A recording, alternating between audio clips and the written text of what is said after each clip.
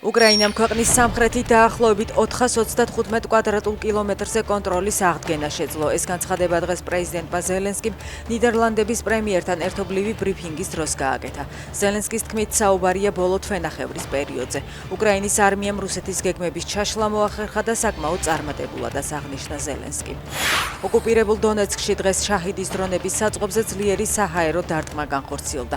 უკრაინის საჰაერო ძალების მთავარი სამიზნე დონეცკის აეროპორტთან მდებარე ტოჩმაშის ქარხნის ტერიტორიაზე არსებული საწყობები იყო.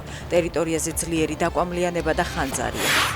აიათოლა ალი ხამენეის შემცვლელი არჩეულია, თუმცა მისი ვინაობა ჯერ არ სახელდება. ისრაელისა და ირანის მედიის ცნობით სასულიერო პირებისგან შემდგარმა ორგანომ დღეს კენჭისყრა ჩაატარა და ახალი ლიდერი აირჩია, რომლის ვინაობაც მოგვიანებით გამოცხადდება. ირანმა ცენტრალური ისრაელის ტერიტორიაზე ბალისტიკური რაკეტებით იერიში მიიტანა, დაშავებულია 6 ადამიანი.